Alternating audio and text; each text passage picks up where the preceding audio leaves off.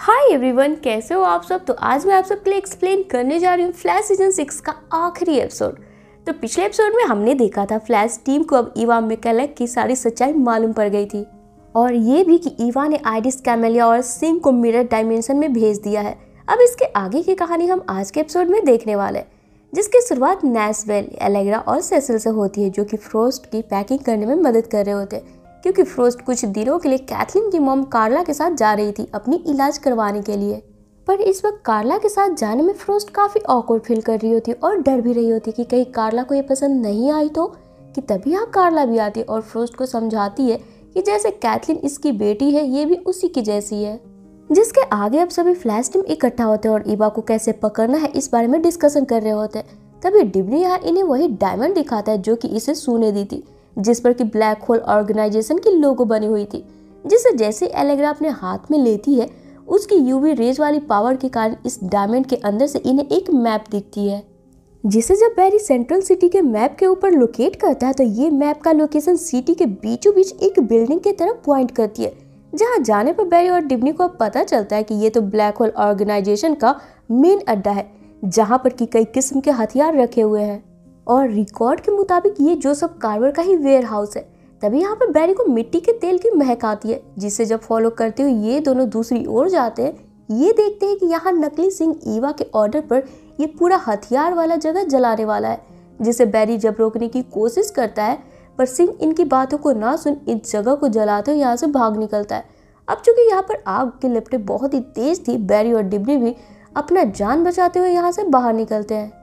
तभी इन्हें यह समझ में आता है कि दरअसल ईवा अपने पति कार्वर के पीछे पड़ी है, तभी तो उसने अपने पति के ब्लैक होल ऑर्गेनाइजेशन के सारे हथियार को जलवा डाला। जिसके बाद अब बैरी कार्वर से मिलने आता है, इसे ईवा को लेकर आगाह करता है, जिसे सुन कार्वर बैरी पर बिल्कुल भी यकीन नहीं करता, क्योंकि इसे तो पता था कि ईवा का मिरर वर्ल्ड से बाहर निकलना नामुमकिन है। जिसके बाद अब कार्वर उल्टा बैरी को ही अपने ऑफिस में लगे सीसीटीवी फुटेज में आइरिस वाली क्लिप दिखाता है, जब ईवा ने आइरिस को आईने में खींचा था, जिस पर बैरी बोलता है, अगर ये सब तुम्हें पता था तो हमें बताया क्यों नहीं। जवाब में कार्वर बोलता है, इससे मेरा क्या फायदा होता, वैसे भी तुम्हारी बीबी मेरे ब्लैक होल ऑर्गेनाइजेशन के पीछे ही पड़ गई थी।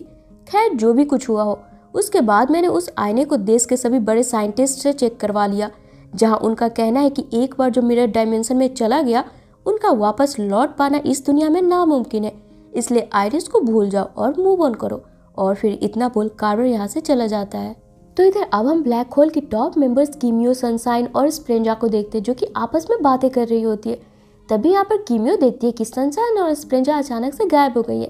तब कीमियो अपना खास बंदूक लिए उन्हें ढूंढने लगती है। तब सामने लगे मिरर से इसे कुछ हलचल महसूस होती है, जहाँ कीमियो इस पर शूट कर देती है। तभी हम देखते हैं मिरर से ईवा कीमियो को भी अंदर खींच लेती है, जिन्हें कि ढूंढता हुआ कार्वर जब इस फ्लैट में आता है। अब यहाँ पर किसी को ना पाकर और आईने पर कीमियो की बंदूक की गोली का निशान देख कार्वर अब समझ जाता है कि बैरी सही कह रहा था। जिसके बाद कार्वर फौरन ही बिना वक्त गवाए बैरी के पास पहुंचता है और इससे सामने एक डील करता है कि अगर बैरी और इसकी टीम कार्वर को ईवा से बचाएगा तो बदले में कार्वर जोय को इन सारे केस से दूर सुरक्षित सिटी में वापस बुलवा लेगा। जिसे सुन अब बैरी कार्वर को पहले तो सीसीपीडी लेकर आता है, ताकि पहले कार्वर जोय से रिलेटेड सारे पेपर वर्क को कंप्लीट कर दे। अब यहाँ का काम खत्म कर ये लोग यहाँ से निकल ही रहे होते कि तभी यहाँ पर नकली सिंह आ जाता है और बैरी को साइड में लाकर बोलता है, ईवा को सिर्फ उसके पति कार्वर चाहिए, इसलिए बीच में कोई ना पड़े, वरना फिर सभी को ईवा के गुस्से का शिकार होना पड़ेगा। तब इन दोनों की बातें नैश दूर से ही काफी गौर से सुन रहा होता है, और जैसे ही नैश को लगता है कि यहाँ पर खतरा होने वाला है, वो फौरन ही अपने खास ब्रीच गैजेट से इन्हें यहाँ से सीधे निकालकर मैकेलेक टेक लाता है, जहां बैरी फौरन आर्गस लैला से कांटेक्ट कर सुरक्षित कार्वर को वहां से ले जाने बोलता है, जिसे कि यहाँ आने में 1 घंटा लगने वाला है। जिसे सुन कार्वर अब यहाँ फ्लैश टीम को अपने मैकेलेक टेक में लगे हाईटेक गैजेट्स और डिवाइस दिखाने लगता है, जिससे कि ईवा को यहाँ आने से रोका जा सकता है। जहाँ एक तरफ बैरी कार्वर के साथ इसके पैनिक रूम में होता है, तो दूसरी तरफ नैश, एलेग्रा और डिब्नी मिलकर इस वक्त मैकेलेक टेक में मौजूद सभी स्टाफ्स को सुरक्षित यहाँ से इनके घर भेज देते हैं, इन केस अगर ईवा ने यहाँ हमला किया तो इन्हें कोई नुकसान ना पहुंच सके। जहाँ अब डिब्नी की नजर सू पर पड़ती है, जो कि पहले तो डिब्नी से छिप रही होती है। तभी डिब्नी इसके नजदीक आकर इससे पूछता है, अब क्या नया खेल खेल रही हो तुम। तभी डिब्नी की नजर सू के कोट पर पड़ती है, जिस पर कि ब्लैक होल ऑर्गेनाइजेशन की बैच लगी होती है, इसका मतलब ये था कि सू इस बार कार्बर से बदला लेने के लिए इसके सबसे खतरनाक ऑर्गेनाइजेशन में ही ज्वाइन कर ली है, ताकि ये कार्बर के नजदीक रहकर इसका पर्दाफाश कर सके। जिससे कि जब डिब्नी रोकने की कोशिश करता है, एक बार फिर से यहाँ सू डिब्नी को धोखा देते हुए इस पर बेहोश होने वाली दवा छींट देती है, जिससे कि डिब्नी यहाँ बेहोश हो जाता है और सू यहाँ से भाग निकलती है। जिसके कुछ देर बाद जैसे डिब्नी को होश आता है, ये देखता है कि मैकेलेक टेक की सिक्योरिटी अलर्ट बज रही है। तभी यहाँ पर अब एंट्री होती है कीमियो, सनशाइन और एस्पेरेंजा के क्लोन की, जिसके असली रूप को ईवा ने मिरर डायमेंशन में भेज दिया था, जो कि कार्बर के लिए काम किया करती थी। पर अब ये तीनों मिरर क्लोन्स ईवा के कंट्रोल में थी, जो कि अब कार्बर तक पहुंचने के लिए यहाँ मौजूद सभी गार्ड्स पर अटैक करना शुरू कर देती है, जिन्हें कि डिब्नी, नेस और एलेग्रा रोकने की कोशिश कर रहे होते हैं। कि तभी यहाँ अचानक से सू भी वापस लौट आती है और अब ये डिब्नी के साथ मिलकर इन तीनों क्लोन्स के साथ भी लड़ने लगती है। तो दूसरी तरफ इन तीनों को अपने खिलाफ देख कार्बर काफी घबरा जाता है। तभी यहाँ अचानक से लाइट चली जाती है, जिससे कि जो मैग्नेटिक फील्ड कार्बर ने अपने रूम के चारों ओर लगा रखी थी ताकि ईवा यहाँ तक ना पहुंच पाए, वो बंद हो जाती है। तब बैरी फौरन कार्बर को यह शांति से रुकने बोल भागता हुआ बेसमेंट पहुंचता है जनरेटर ऑन करने के लिए। तब बैरी देखता है नकली सिंह यहाँ की सारी सिस्टम को उड़ाते हुए अपनी कुर्बानी देकर ईवा को मैकेलेक टेक के अंदर प्रवेश करवा देता है, जहाँ ईवा आते ही बैरी को बेहोश कर अब सीधे कार्बर के पास पहुंचती है और फिर बोलना शुरू करती है, तुम तो मुझसे बहुत प्यार करते थे ना, तो तुमने ये सब क्या किया? मुझे मिरर डायमेंशन से बचाने की जगह पहले तो तुमने मेरी सारी कंपनी अपने नाम कर ली, यहाँ के CEO बन गए और तो और मेरे ही बनाए टेक को दूसरे से मुंह मांगी कीमत पर बेच डाली और बचे टेक से मासूम मेटा ह्यूमंस को किडनैप कर उनको कंट्रोल कर ब्लैक होल ऑर्गेनाइजेशन बनाकर सिटी में लोगों की जान ले रहे हो। जवाब में कार्बर चीखते हुए बोलता है, तुम मेरी बीवी नहीं हो, वो तो 6 साल पहले ही मर चुकी है। और रही बात मेरी ऑर्गेनाइजेशन की, तो जो मुझे ठीक लगता है मैंने वो किया।